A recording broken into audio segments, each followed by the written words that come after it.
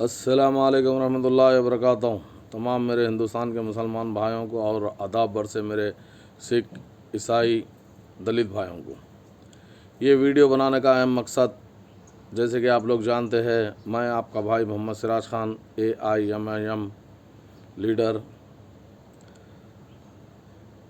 नखीब मिल्लत barrister Asaduddin Owaisi साहब, जो हिंदुस्तान के मुसलमानों को और दलितों को और सिख ईसाई को जिसके लिए एक आवाज़ बनी हुई है, और ये आवाज़ हिंदुस्तान के पार्लियामेंट में गूंजने के लिए, आप जानते हैं, ये आवाज़ के लिए ऐसे ऐसे शेरों को चुना जा रहा है।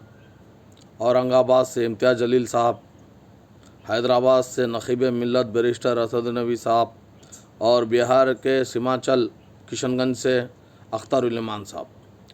तो जिसकी वजह से बीजेपी के चेहरे लाल हो चुके और बीजेपी घबरा चुकी।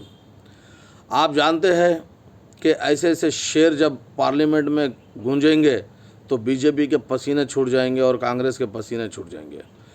वाहिद एक ऐसी शख्सियत है जो हमारे बैरिस्टर असदुद्दीन अवीसी साहब जमात के लिए काम करते हैं, और जमात हिंदुस्तान में अगर कोई सेकुलर अगर जमात है तो वो है मजलिस-ए-इत्तेहादुल मुस्लिमीन।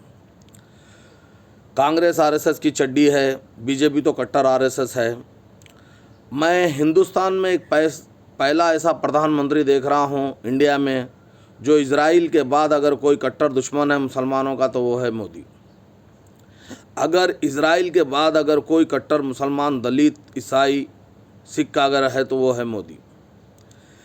पहला मिनिस्टर है ये हिंदुस्तान का, जो आप लोग जानते हैं कि कभी भी हिंदू राष्ट्र और हिंदुओं की बात और एक एक ऐसे ऐसे कानून लाता है जो सिर्फ मुसलमान को नहीं, इसमें दलित का भी नुकसान है, सिख का भी नुकसान है, और जो है सो सरदारजों का भी नुकसान है।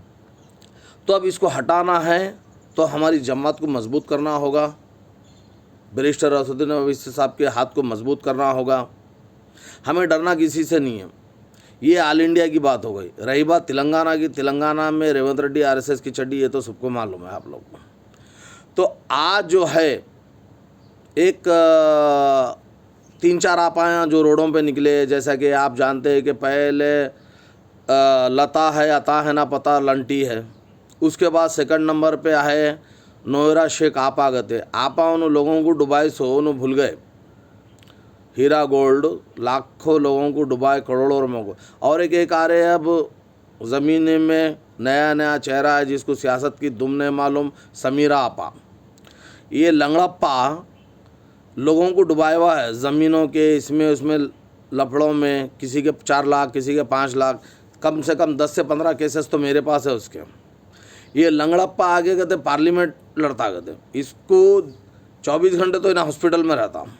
हाँ, और हॉस्पिटल से निकला तो दुबई भाग जाता। दुबई से आया तो क्योंकि यहाँ पर ओल्ड सिटी के कई ऐसे ऐसे नौजवान बच्चे और कई ऐसे ऐसे गरीब फैमिली है जो इन पैसे डुबा के रखे हुए हैं लोगों के, और इंशाल्लाह इन कभी दौरे पे आएंगे तो वो लोग बदला लेंगे और वो लोग आपके सामने, और बहुत जल्दी मैं आपको उन की रिपोर्ट दूंगा। मेरे पास उनके पेपर्स भी रखे हुए हैं जिसको इन डुबाया हुआ है।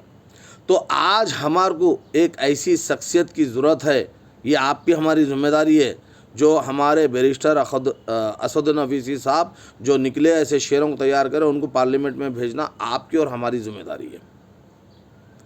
एक तरफा वोट हो के अगर हम डालेंगे तो आज हम 5 जाएंगे, 3 जाएंगे, इंशाल्लाह आने वाले 10 साल में अपोजिशन में ठहरेंगे। हो सकता है आने वाले कुछ समय में हमारी नस्ल में से या आपकी नस्ल में से हिंदुस्तान पे फिर वापस हम हुकूमत लाएंगे, और वो हुकूमत रहेगी सेकुलरिज्म। उसमें किसी को तकलीफ़ नहीं होगी, किसी को नुकसान नहीं होगा, इंसाफ का काम होगा। और इंसाफ करना है तो मुसलमानों का 850 साल रिकॉर्ड देखो आप, 850 साल पहले क्या करे थे क्या नहीं।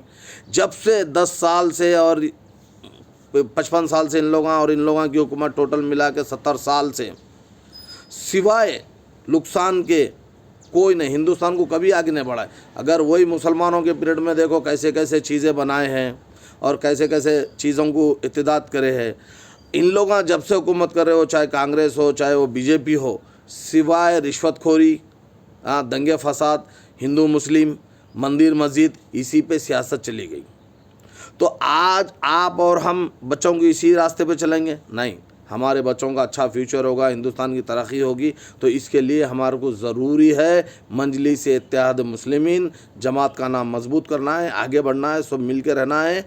और हमारे सदर साहब नक़ीब मिल्लत बैरिस्टर असद नवीसी साहब को सब मिल के देना है। आपका भाई मोहम्मद सिराज खान। जय हिंद।